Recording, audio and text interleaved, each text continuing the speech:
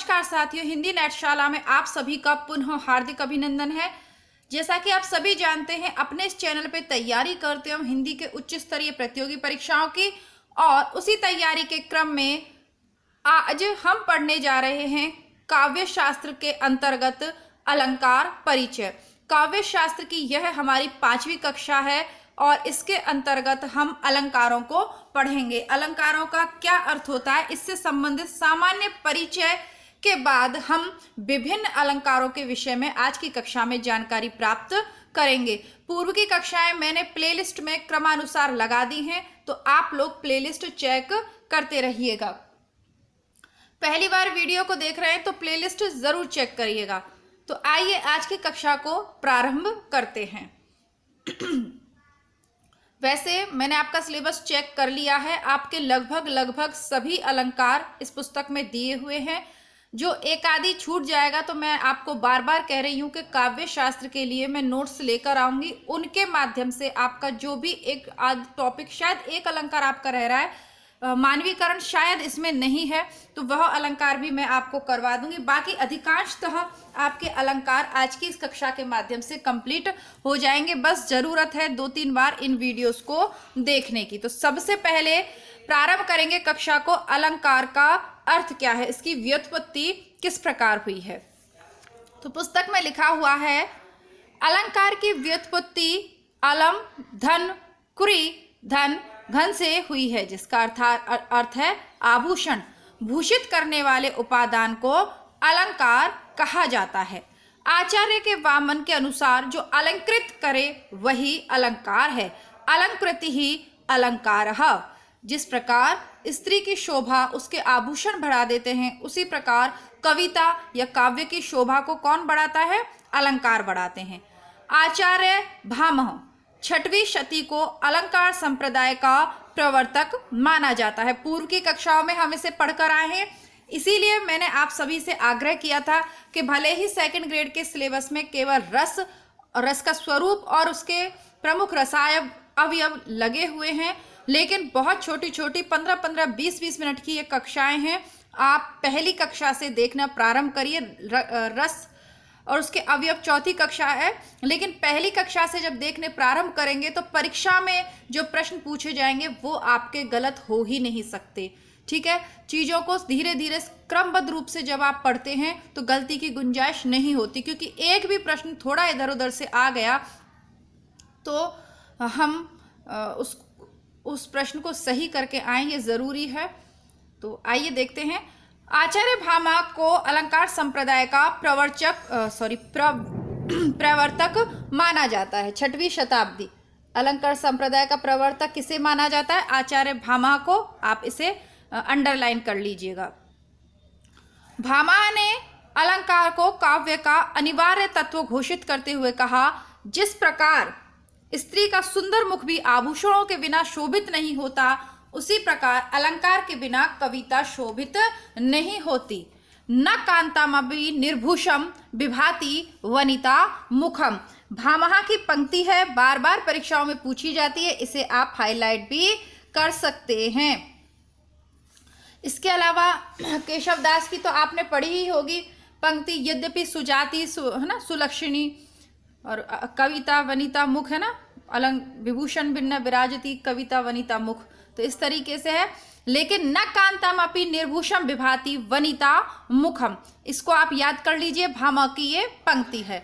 भामा ने वक्रोक्ति को संपूर्ण अलंकारों में व्याप्त बतलाते हुए उसे अलंकारों का एकमात्र आश्रय माना है, क्योंकि कोई भी अलंकार हो उसमें वक्रोक्ति होती है। थोड़ा सा उसमें अलंकारों में क्या होता है, अलंकार का मतलब चमत्कार, हल्का सा अपनी कविता में आप प्रभाव, कुछ स्पेशल इफेक्ट डालना चाहें, कुछ प्रभाव डालना चाहें, कुछ चमत्कारिकता डालना पाए, उसके अर्थ को बढ़ाना चाहें, जब आप अलंकारों का प्रयोग करते हो। इसीलिए वक्रोक्ति संपूर्ण अलंकारों में व्याप्त होती है, ऐसा भामह मानते हैं।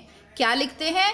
सैषा सर्वत्र वक्रोक्ति अरण्यार्थो विभाव्यते यत्नो अस्या कविता कार्य को अलंकार्यो न बिना।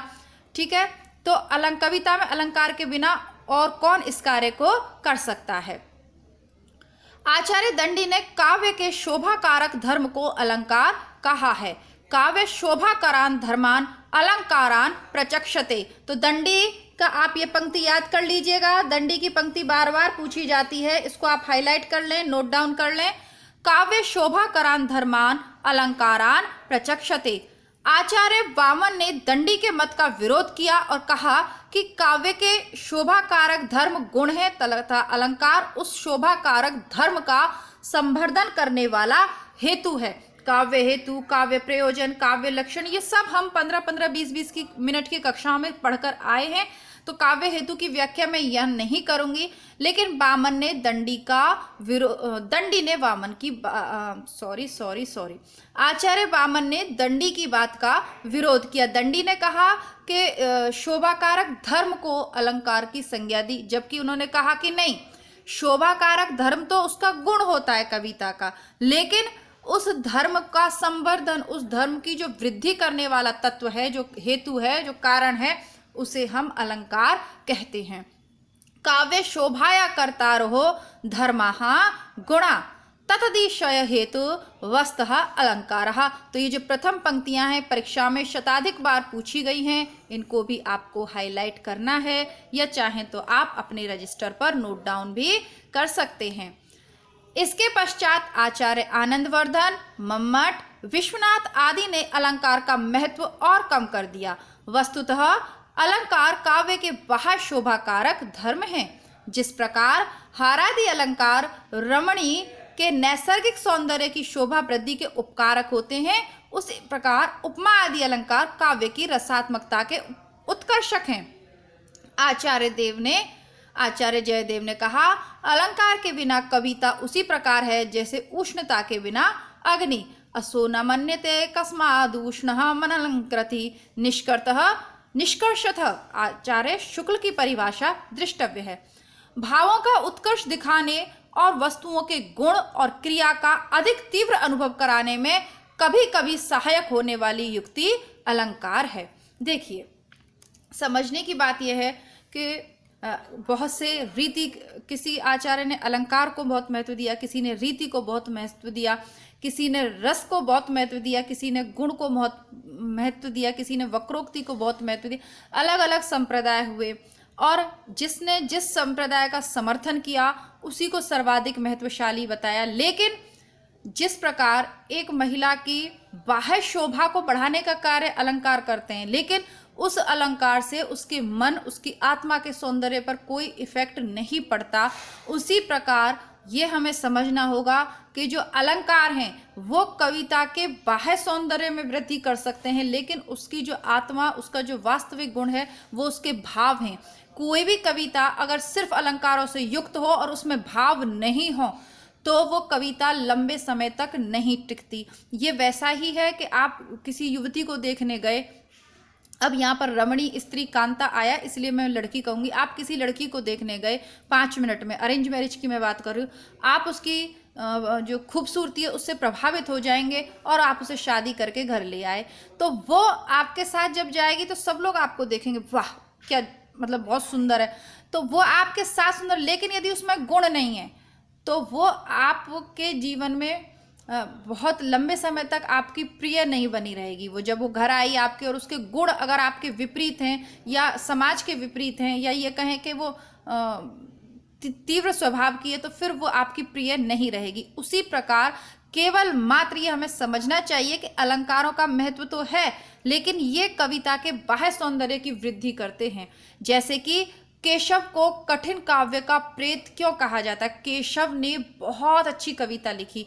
केशव ने कई जगह तो इतना अच्छा वर्णन किया है कि जैसे रामचंद्रिका के वो प्रसंग तुलसीदास की रामचरितमानस से भी अधिक प्रभावी हैं, लेकिन उसमें अलंकारों का प्रयोग इतना ज़्यादा हो गया कि वो कविता भावविहीन है, उसमें कोई भाव ही नहीं पैदा होता। जो केशव की कविता जब आप पढ़ते हैं तो आप उसका केवल कठिन शब्दों का अर्थ ही ढूंढने में लग जाएंगे, इसका क्या अर्थ है, कैसे बिठाऊं, कौन से शब्द के बाद कौन सा शब्द आएगा, आप उसमें इतना खो जाएंगे कि कविता का भाव आप ग्रहण ही नहीं कर पाएंगे। तो केशव को केवल हम किताबों में पढ़ते हैं, बस, इससे ज़्यादा केशव का परिचय किस पे है? कौन? जो हिंदी साहित्य का विद्यार्थी। वहीं आप तुलसीदास की कविता को देखिए, रामचरितमानस के श्लोक घर घर में, आप जरूरी नहीं शिक्षित, गांव में अशिक्षित व्यक्तियों से भी आप रामचरितमानस की दोहा और चौपाइयाँ सुन सकते हैं। सुन नहीं सकते तो वो उसको समझते तो बहुत हैं। बहुत क्यों समझते हैं? क्यों?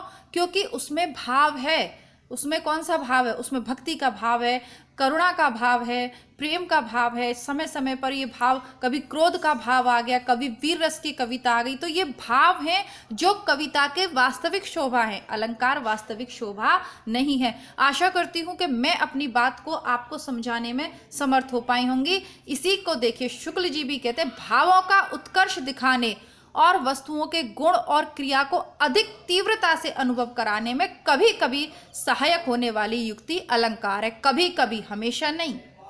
हमेशा नहीं। हमेशा आप अलंकारों से सजी धजी जो महिला है, कभी कभी पार्टी वार्टी में थोड़े अलंकार वलंकार अच्छे लगते हैं, लेकिन दैनिक जीवन में बहुत सारे अलंकारों को सुशोभित भी उतनी ज़्यादा, फिर वो कार्य वार्य करने में दिक्कत होती है। कुल मिला के आपको अच्छे से समझाने के लिए ये सरल अर्थ मैंने बताया कि काव्य के बाह्य शोभा को बढ़ाने वाले धर्म है अलंकार। उसका कविता के भावों से अलंकारों का कोई लेना देना नहीं है। अब अलंकार के भेद कितने होते हैं? अलंकार के 3 भेद होते हैं, शब्द अलंकार, अर्थालंकार, उभय अलंकार। उभय का मतलब दोनों। शब्द अलंकार, जहां अलंकारगत रमणीयता शब्द प्रयोग पर आश्रित हो, अर्थात जहां कविता की शोभा अलंकारों के अंतर्गत जो शब्द का प्रयोग किया गया है उस पर निर्भर हो। अर्थ अलंकार, जहां अलंकार का सौंदर्य अर्थ में निहित हो, यानी शब्द में तो कोई अलंकार नहीं निकल रहा हो, लेकिन जब आप उसका अर्थ करें तो वहां कोई अलंकार दिख रहा हो। उभय अलंकार, जहां शब्द और अर्थ दोनों ही कोटि के चमत्कार रहते हैं।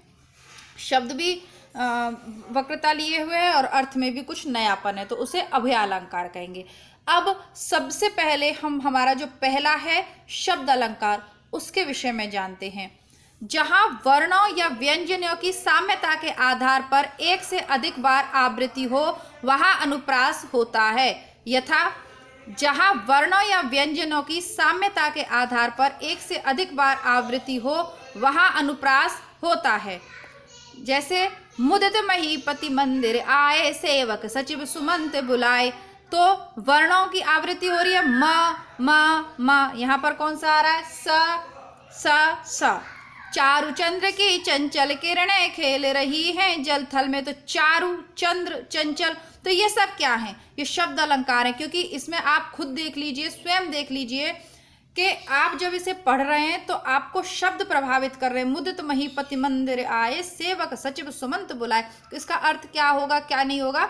वैसे तो अर्थ इसका मतलब सरल ही है कि प्रसन्न जो राजा है वो मंदिर में आए और अपने सेवक और मंत्री और सुमंत सबको, सचिव वगैरह को बुलाया, लेकिन अर्थ आपको नहीं भी मालूम हो तो उसको पढ़ने में ही आपको थोड़ा सा अच्छा महसूस हो रहा है। अब अनुप्रास के 5 भेद हैं, छेकानुप्रास, वृत्त्यानुप्रास, श्रुत्यानुप्रास, अंत्यन्नानुप्रास और लाटानुप्रास। लाटानुप्रास और छेकानुप्रास बार बार पूछा जाता है। छेकानुप्रास कहते हैं जहां अनेक व्यंजनों की स्वरूप और क्रम से एक बार आवृत्ति हो, वहां छेकानुप्रास होता है। जैसे कि रीजी रीजी रहस, रीजी रीजी रहसी रहस, हंसी हंसी उठे, सांसें भर आंसू भर कहत दई दई। रीझी रीझी पूरा वर्ण बार बार आ रहा है, हंसी हंसी पूरा वर्ण बार बार आ रहा है, दई दई पूरा वर्ण बार बार आ रहा है, भरी भरी बार बार रिपीट हो रहा है। अर्थ वही है, अर्थ चेंज नहीं हो रहा है, अर्थ वही है, लेकिन एक वर्ण की बार बार आवृत्ति हो रही है, तो वहां पर कौन सा है? छेकानुप्रास है। फिर दूसरे नंबर का देखते हैं वृत्त्यानुप्रास, जहां वृत्ति के अनुसार एक या अनेक वर्णों की अनेक बार आवृत्ति होती है, वहां पर वृत्त्यानुप्रास अलंकार होता है। रसानुकूल भिन्न भिन्न वर्ण रचना को वृत्ति कहते हैं। जैसे कंकन किंकिन नुपर धुन सुन, कहत लखन सन राम हृदय गुण, तरनी तनुजा तट तमाल तरुवर बहु छाए, शेष महेश गणेश दिनेश सुरेश हूँ जाहि निरंतर गावे। जहां वृत्ति के अनुसार एक या अनेक वर्णों की अनेक बार आवृत्ति होती है, वर्णों की आवृत्ति हो रही है। देखिए आपको समझना पड़ेगा वर्ण और शब्द। यहाँ पर छेकानुप्रास में शब्दों की आवृत्ति हो रही है, छेकानुप्रास में शब्दों की आवृत्ति हो रही है, और वृत्त्यानुप्रास में वर्णों की आवृत्ति हो सकती है। वी से आप वर्ण याद रखें, जब वर्णों की आवृत्ति होगी तो वृत्त्यानुप्रास, ठीक है। अब श्रुत्यानुप्रास, जहां किसी एक ही स्थान जैसे कंठ, तालु आदि से उच्चारित होने वाले वर्णों की आवृत्ति हो, वहां श्रुत्यानुप्रास होता है। जैसे तुलसीदास सीदत निशिदिन देखत तुम्हारी निठुराई, तुलसीदास, ठीक है, तुलसीदास, सी सीदत निशिदिन, सी बार बार बार सी आ रहा है, तो एक ही जगह से श्रुत्यानुप्रास, या इसको सरल शब्दों में बोलें तो आपकी जो उच्चारण के आधार पर, जहाँ से आप उच्चारण करते हैं कंठ तालु, वहाँ से निकलने वाले एक ही शब्द की बार बार आवृत्ति हो, तो उसे कहते हैं श्रुत्यानुप्रास, ठीक है। अंत्यानुप्रास, जहाँ पदांत में एक ही स्वर, एक ही व्यंजन की आवृत्ति हो, वह अंत्यानुप्रास कहते हैं, यानी अंत में जो हो। तालु आदि से उच्चारित होने वाले, एक सेकंड से देखते हैं, निशिदिन देखत तुम्हारी निठुराई, ठीक है। श्रुत्यानुप्रास, चलिए यहाँ पर वर्ण की आवृत्ति है, ठीक है, और यहाँ पर भी वर्ण की आवृत्ति है।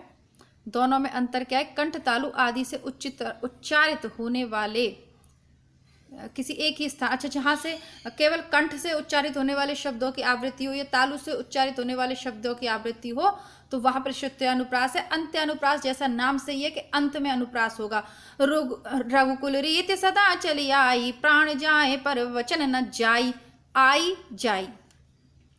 कुंद इंदु समदेह उमा रमन करुणा अयन, जाहि दीन पर ने करो कृपा मर्दन मयन। तो जहाँ पर एक तरीके से देखें ना, अंत जिसका तुकांत हो, है ना, अंतानुप्रास को सरल शब्दों में कह सकते हैं तुकांत, ठीक है, जिसकी तुक बैठ रही हो, न अयन मयन, इस तरीके से। देह नेह, जैसे यहाँ कोमा है तो ये लास्ट में इधर देह आया, इधर नेह आया, अयन और मयन, इस तरीके से।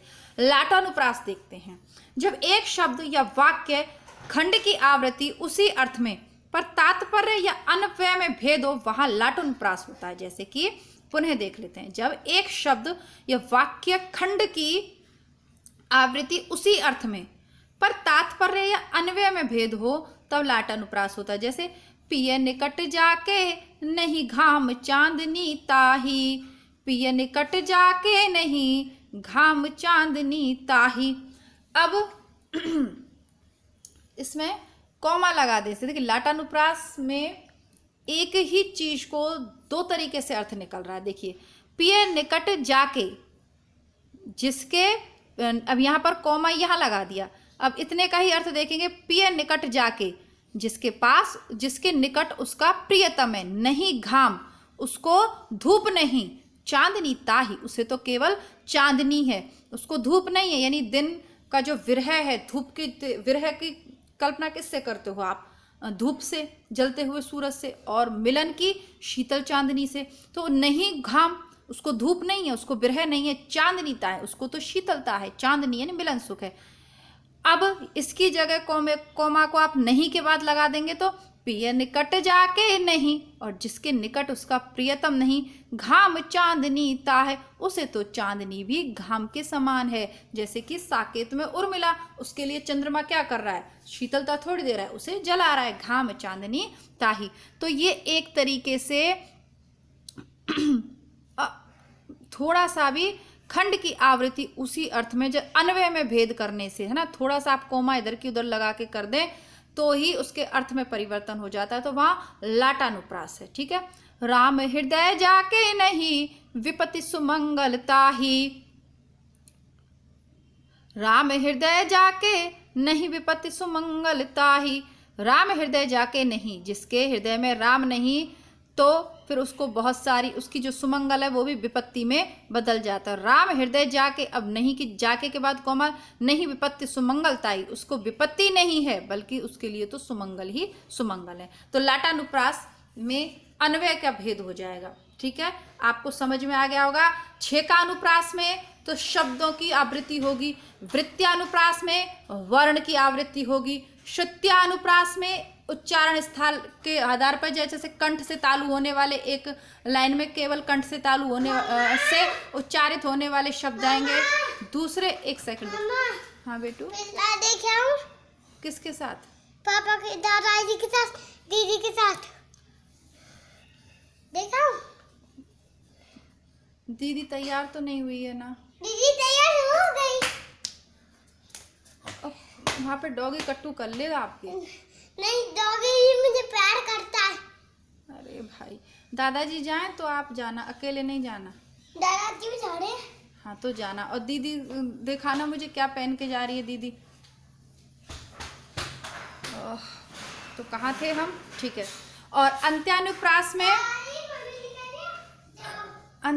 अंत्यानुप्रास में जहाँ अंत में तुकबंदी हो, ऐसे आप याद कर सकते हैं। और लाटानुप्रास में जहाँ अन्वय में भेद हो जाए, जहाँ कॉमा या अर्धविराम लगाने से वाक्य के अर्थ में ही पूरा अर्थ ही परिवर्तन हो जाए, विपरीत अर्थ हो जाए, वहाँ पर लाटानुप्रास होता है। दूसरे नंबर का जो अलंकार है यमक, इसके विषय में आप सभी जानते होंगे, बचपन से ही यह दोहा हमको याद है। कनक कनकते 100 गुनी, मादकता अधिकाय, वा खाए बौराए जग, या पाए बौराए। जहाँ एक या एक से अधिक शब्द, जहाँ एक या एक से अधिक शब्द एक से अधिक बार प्रयुक्त हो एवं अर्थ भी प्रत्येक बार भिन्न हो, वहां पर यमक अलंकार होता है। यानी कि शब्द तो एक ही है, शब्द एक ही है, लेकिन वो शब्द कई बार लिखा जाएगा, और जितनी बार लिखा जाएगा उतनी बार उसके अर्थ में परिवर्तन होगा। कनक कनकते 100 गुनी, मादकता अधिकाय। एक कनक का अर्थ है सोना और दूसरे कनक का अर्थ है यहाँ पर धतूरा। सरल शब्दों में कहें तो एक जहाँ पर पर्यायवाची शब्द हों, एक ही शब्द, जैसे कनक सोने का भी पर्यायवाची और कनक धतूरे का भी पर्यायवाची है, तो पर्यायवाची शब्द जहाँ पर हो वहाँ यमक अलंकार होगा। यमक और श्लेष में बहुत कंफ्यूजन होता है, पर आपको करना नहीं है, अभी हम स्पष्ट करेंगे तो कंफ्यूजन हमेशा के लिए खत्म हो जाएगा। दूसरा है वर जीते सर मैन के ऐसे देखे मैन, हरिणी के नैनन ते हरि नी के यह नैन। वर जीते सर मैन के ऐसे देखे मैन, मैन ना, वर जीते सर मैन के, मैन कामदेव है ना, ऐसे देखे मैना, मैंने ऐसे नहीं देखे नैना। कैसे? हरिणी के नैनन ते, हरिणी, हरिणी यानी कि हिरणी के नैनन ते, नैनों से, ते हरि, हरिणी के। अब यहाँ पर देखिए, यहाँ पर ऐसे करके बीच में वो अन्वय वाली बात ही यहाँ पे आ गई। हरिणी के यह नैन, हरि के नी के यानी अच्छा, यहाँ पे हरनी के हो गया, हरणी के नैन हो गया। यहाँ पर हरि अर्थात भगवान विष्णु, नी के यानी सुंदर, यह नैन। यह हरणी के नैनों से भी सुंदर किसके नैन हैं? हरि के नयन हैं। तो एक जगह तो हरिणी के हो गया हिरणी के, और दूसरी जगह हरिणी के, हरिणी के हो गया विष्णु के। अब यहाँ पर कोई अगर लगाए तो लाटानुप्रास वाली भी समस्या यहाँ हो सकती है, इसलिए कनक कनकते 100 गुनी मादकता वाला ज्यादा सही है। के की रब की नुपर ध्वनि सुने, जगती जगती की मूक प्यास। तो जगती और जगती ये वाला ज्यादा बेटर है। देखिए, मैं इस वाले को तो आपको थोड़ा कम ही सलाह दूंगी, क्योंकि अगर यहाँ पर ढंग से इसको डिफाइन करा जाए तो लाटानुप्रास की छवि भी निकल कर आ रही है, क्योंकि यहाँ पर आपको अन्वय वाली बात आ जाएगी यदि यहाँ पर आप अन्वय करें तो। खैर, ये वाला ज्यादा ठीक है। के की रव की निपुर ध्वनि स्वन, जगती जगती की मूक प्यास। तो इसके के की के जो नुपुर की ध्वनि है सुन के, जो आवाज है, जो ध्वनि है उसको सुन के जगती जगती की मूक प्यास। तो जो उसकी मुंह क्या होता है? गूंगा। जो उसकी शांत वाली जो प्यास है वो भी जगती का अर्थ हो गया जागना, और दूसरे जगती का अर्थ हो गया ये संपूर्ण संसार। संपूर्ण संसार की प्यास जागृत हो जाती है। तो एक जगत का मतलब संसार और दूसरे का जागृत होना, जागना। तो ये वाला ज्यादा सही है, कनक कनक और जगती जगती वाला। ये दो उदाहरण आप अच्छे से देख सकते हैं। आगे देखते हैं यमक के बाद श्लेष। श्लेष का अर्थ है चिपकना, मिलना अथवा संयोग। जहां एक शब्द के साथ अनेक अर्थ चिपके रहते हैं वहां श्लेष होता है। यहाँ यमक में शब्द 2 होंगे और अर्थ भी 2 होंगे। 3 भी शब्द हो सकते हैं, अर्थ भी 3 हो सकते हैं, लेकिन श्लेष में शब्द एक ही रहेगा, शब्द एक ही रहेगा, लेकिन अर्थ उसके बहुत सारे चिपके रहेंगे। श्लेष, उसके अर्थ बहुत सारे चिपके रहेंगे। कैसे? रहीमन पानी राखिए, बिन पानी सब सून, पानी गए न उबरे, मोती मानस चून। ठीक है, रहीमन दास जी कहते हैं कि सबको अपने पास पानी रखना चाहिए, क्योंकि पानी के बिना सब सूना है। पानी गए न उबरे, पानी के जाने पर नहीं उबर सकता, मोती मानस चून, चाहे आटा हो या आपका मन हो या समुद्र, मानसरोवर टाइप तो समुद्र हो या मोती हो, सबको पानी की आवश्यकता है। तो पानी का अर्थ तो पानी ही रहा, लेकिन मोती के साथ, मानस के साथ और चून के साथ उसका, और चून मतलब आटा। ठीक है, चिरजीवी जोरी जुड़े क्यों ना सन्हे गंभीर, ये घटके वृषभानु जावे हलधर के वीर। चुरजो भी जोड़ी जुड़े क्यों ना स्नेह करे, चिरंजीवी यह जोड़ी जुड़ गई है तो क्यों नहीं इतना स्नेह, गंभीर प्रेम क्यों ना हो। ये घटी ये वृषभानुजा, ये तो वृषभानुजा है। वृष यानी कौन होता है? वृषभ। वृषभ यानी कौन होता है? बैल। बैल की अनुजा। तो बैल की अनुजा कौन है? बैल की अनुजा है राधा। उसके पास राधा के पिता का नाम था वृषभानु जी। तो ये तो वृषभानुजा, वृषभ। वृषभ यानी बैल, बैल की लड़की है, और बे हलधर के वीर। हलधर कौन है? हल को धारण करने वाले कौन थे? हल को अस्त्र के रूप में कौन धारण करते थे? शस्त्र के रूप में कौन धारण करते थे? कृष्ण के बड़े भाई बलराम। तो वो बलराम के वीर हैं। हल को धारण करने वाला, वैसे हल को कौन धारण करता है? बैल। और वृषभ ये भी बैल है, और हलधर भी बैल को ही कहते हैं। ठीक है, लेकिन अर्थ अलग अलग हैं। ये वृषभ भानुजा यहाँ पर राधा के लिए, और हलधर के वीर हो गए कृष्ण। ठीक है, मेरी भव भादा हरो नागरी सोए, जातन की झाई परत श्याम हरित दुत होए। तो ये जो है ये बिहारी सस्सई का आपका दोहा है। इसको बिहारी रत्नाकर के अंतर्गत इसका अर्थ करवा चुकी हूँ। इसके 2-3 अर्थ हैं। ठीक, श्लेष के 2 भेद होते हैं, अभंग श्लेष और सभंग श्लेष। और ये जो मेरी भवभादा हरो नागरी सोए, यह बिहारी सस्सई का प्रथम दोहा है।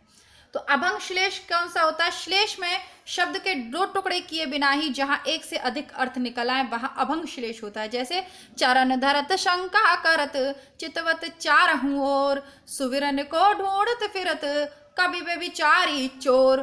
कौन कौन? सुविरन को कौन कौन ढूंढता फिरता है? कवि अच्छे वर्ण को ढूंढता है, और व्यभिचारी अच्छे रंग को ढूंढता है, और चोर वो स्वर्ण को ढूंढता है। ठीक है, चरण धरत शंका करत, चरणों को धरते हुए भी शंका करता है। चितवत चारों ओर इधर उधर देखता है। क्यों? सुविरन को ढूंढत फिरन। सुविरन के अर्थ आप देखिएगा, कवि क्या ढूंढेगा? कवि के लिए सुवर्ण हो गया ये, यानी अच्छे शब्द। व्यभिचारी के अर्थ में सुवर्ण का मतलब सुंदर वर्ण वाली स्त्री, और चोर के अर्थ में स्वर्ण यानी सोना हो गया। तो ये अभंग हो गया।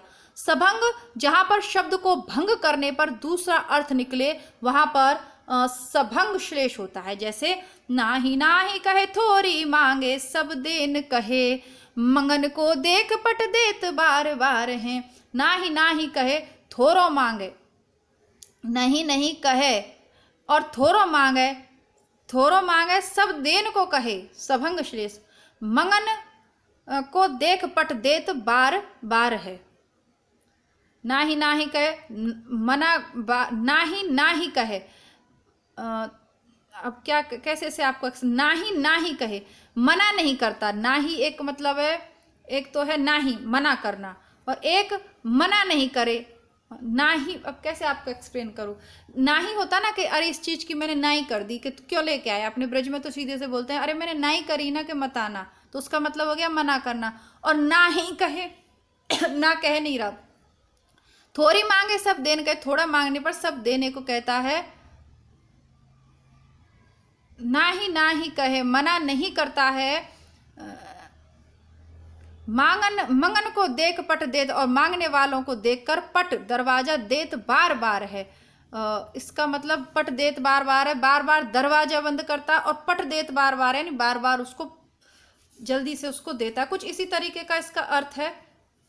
आगे देखते हैं वक्रोक्ति, जहां पर वक्ता के कथन का श्रोता द्वारा वक्ता के अभिप्रेत आशय से श्लेष अथवा काकोक्ति से भिन्न अर्थ निकाला जाए, वहां पर वक्रोक्ति अलंकार होता है। जैसे मैं सुकुमार नाथ बन जोगू, तुम्हें उचित तप मो कह भोगू। गौरवशालिनी प्यारी हमारी सदा, तुम ही एक इष्ट अहो, हो न गहू नहीं हो अवशा, अली नहू नहीं अस काहे कहे। ठीक है, तो ये आपका वक्रोक्ति वाला अलंकार हो गया, ये हो गए आपके शब्द अलंकार। अब अर्थ अलंकार वाला टॉपिक करेंगे कल आपका अर्थ अलंकार, और जो आपका जो दूसरा बचेगा उभय अलंकार, अर्थ अलंकार और उभय अलंकार। तो ये आपके कल की कक्षा में करवाएंगे, क्योंकि आपकी 30 मिनट की कक्षा ये हो गई है, इतना ही आप पढ़ पाएंगे। इसके अलावा आप लोगों से मैं ये पूछना चाहती हूँ कि मैं अपना अभी वाईटी स्टूडियो चेक कर रही थी, तो उस पर 30-40% विद्यार्थी ऐसे हैं जो वीडियो को देख रहे हैं और चैनल को सब्सक्राइब कर रखा है, लेकिन 60% विद्यार्थी ऐसे हैं जो चैनल को देख तो रहे हैं वीडियोस को, लेकिन चैनल को सब्सक्राइब नहीं कर रखा। यदि आप भूलवश ऐसा कर रहे हैं तो यदि रेड कलर से आपके सब्सक्राइब लिखा हुआ उसे जल्दी से प्रेस कर दीजिए, चैनल को सब्सक्राइब कर लीजिएगा। साथ ही साथ बेल आइकन में ऑल वाला ऑप्शन जरूर प्रेस करें ताकि डेली नोटिफिकेशन आपको मिल जाए। साथ ही साथ चैनल बुकशाला पर आप अपनी रचनाओं, कहानी, नाटक, उपन्यास की तैयारी करते रहें। मिलती हूँ कल इसी के अगले भाग के साथ, तब तक के लिए नमस्कार, धन्यवाद, जय हिंद। वीडियो कैसा लगा आपको कमेंट बॉक्स में अपनी राय ज़रूर लिखें।